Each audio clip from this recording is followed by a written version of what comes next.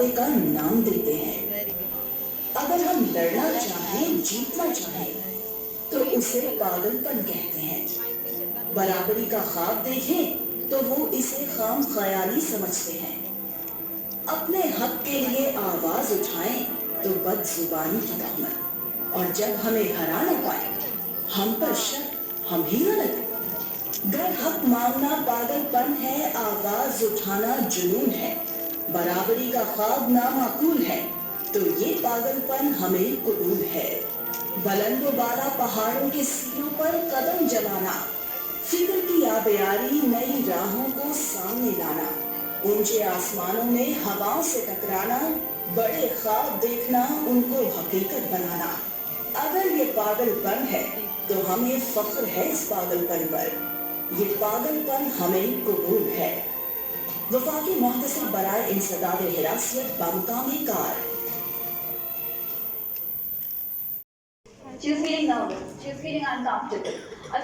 Before we actually discuss other questions, it is important to understand that in this scenario, the victim was a female. But this is not what always happens. Harassment can happen to any gender. It is not restricted to just one gender. You do not have to be a female for you to get harassed. What do you think? This scenario where there were just two people. There weren't exactly other people involved. But for suppose ये incident आपके सामने हो रहा होता, तो how would you help her? What would you do?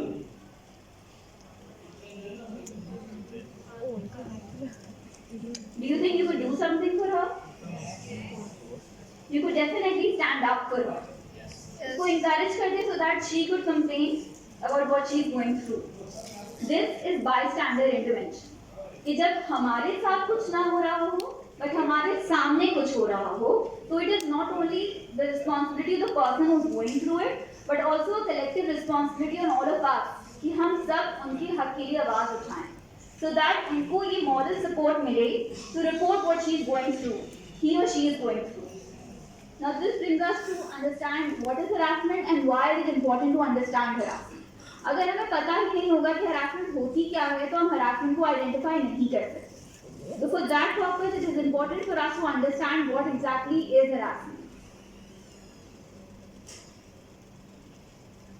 अच्छा, पाकिस्तान जैसे मैंने ही बताया कि स्टैटिस्टिक्स क्या थी, पाकिस्तान 4th वर्स्ट कंट्री के अंदर आता है piece and security index, which means कि ख़वातीन के लिए सिक्योरिटी के अगर हम देखें तो सिक्योरिटी के हिसाब से 4th वर्स्ट कंट्री में आता है पाकिस्तान।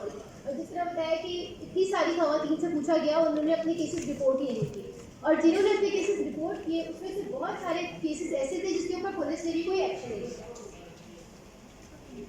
2010 से पहले जो केसेस होते थे, क्योंकि हरासमेंट हमेशा से होगी, 2010 में शुरू नहीं हुई, हरासमेंट हमेशा से है, तो केसेस तभी रिपोर्ट होते थे। लेकिन when the law was passed, it was considered to be only for women who were working.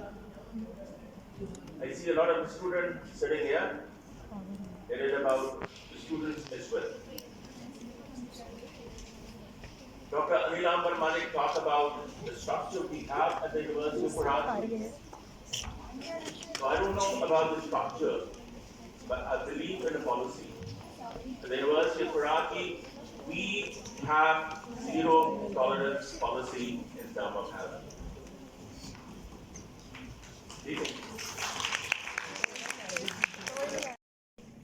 So ये मैसेज काफी इम्पोर्टेंट मेरे नजर में है, and in most cases हमारी जो डिसिप्लिनरी जो हैरेसमेंट कमेटी है, मैंने इनको इंस्ट्रक्शन दिया है कि एक्शन क्विक होने चाहिए, डिले नहीं होने चाहिए, and in most cases हमने एक हफ्ते के अंदर जो प्रोसीजर फॉर्मेलिटीज है उसको फॉलो करते हुए एक्शन लिए, चाहे किसी की सस्पेंशन की हो, चाहे किसी एक्टिविटीज के रोकने के लिए हो, और चाहे किसी भी एस्पेक्ट के हवाले से हो।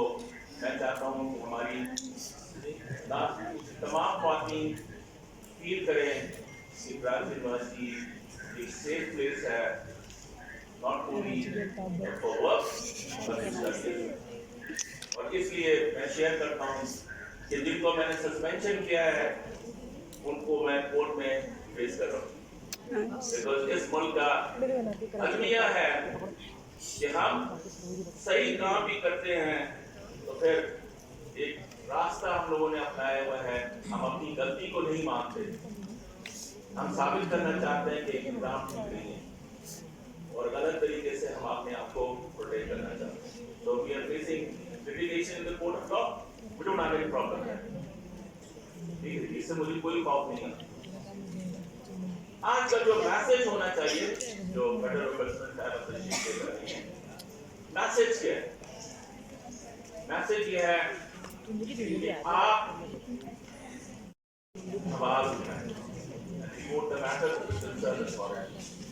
خاموش رہنے سے مسئلے ملٹیپلائی ہوتے ہیں اور جو ہیرسر ہے وہ مزید آپ کو تنگ کرے گا، مزید آپ کی لائف کو مزربل کرے گا. ایک دوسری بات، اگر آپ دیکھ رہے ہیں کہ کسی کے ساتھ کچھ ہو رہا ہے تو آپ اس کو انکریج کریں، اس کو سپورٹ کریں، اس کو اسٹرینتھن کریں کہ وہ اس میٹر کو کنسرن کوارٹر کو تو صرف اپنے حد تک آپ چیزوں کو محدود نہ رکھیں.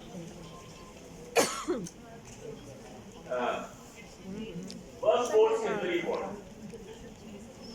یہ عورتوں کی جو پارٹیسپیشن ہے ورک فورس کے اندر بہت کم ہے. As reported by Fazia Mukhtar Sahib, it's only 21%. تو اگر آپ تعلیم حاصل کرتے ہیں، آپ کوئی ایکسلنس حاصل کرتے ہیں، آپ کو چاہیے کہ آپ گول کریں. وہ اسٹوڈنٹ ہے تو اس کو یہ ڈر ہوتا ہے کہ اس کو امتحان میں فیل کر دیا جائے گا، اس کے اسائنمنٹ ایکسیپٹ نہیں کیے جائیں گے، اس کے علاوہ عدالتوں کے چکر لگانے پڑیں گے، پیسہ بہت خرچ ہوگا، وکیلوں کے معاملات ہوں گے. تو اس لیے ہمیں یہ جاننے کی شدید ضرورت ہے، اس کے اوپر اویئر ہونے کی ضرورت ہے کہ آپ کو کس طرح سے پروٹیکشن ملتی ہے ایز اے وکٹم اور آپ کی کس طرح سے ہیلپ ہو سکتی ہے اور آپ کیوں ہراسمنٹ کے کیسز کو رپورٹ کریں. فوسپا کی رپورٹ کے مطابق 2018 سے 2022 کے 5 سالوں کے درمیان جو ہراسمنٹ کے کیسز رپورٹ ہوئے، ویسے تو روزانہ ہزاروں کی تعداد میں ایسے واقعات ہوتے ہیں لیکن رپورٹنگ جو ہے وہ 5 سالوں میں 2169 کیس ان کی ہوئی ہے، جو کہ انتہائی کم ہے.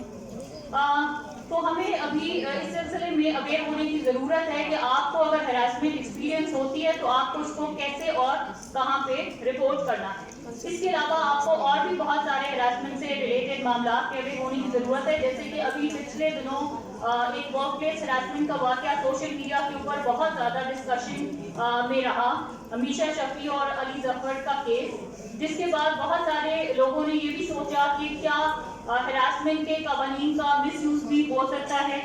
وہیں دوسری طرف ایک اور بحث بھی ہمیں سوشل میڈیا پہ نظر آئی، جو پاکستان کی بہت ہی مقبول فلم میکر نے یہ اسٹیٹمنٹ دیا، پوسٹ لگائی کہ فیس بک پہ کسی کو فرینڈ ریکویسٹ بھیجنا بھی ہراسمنٹ ہے. تو ہراسمنٹ اصل میں ہے کیا، وکٹم کو کیا پروٹیکشن ملتی ہے، آپ اس کے بارے میں کہاں پہ رپورٹ کر سکتے ہیں، اس کے اوپر کیا سزائیں ہوتی ہیں. اس کے لیے آپ کے پاس بہت ہی انفارمیٹیو ایک پریزنٹیشن لے کر آ رہے ہیں عفیفہ سمو جو اسسٹنٹ رجسٹرار ہیں فوسپا سے، اور سمین فاطمہ جو ممبر ہیں لیگل ٹیم فوسپا. Please welcome.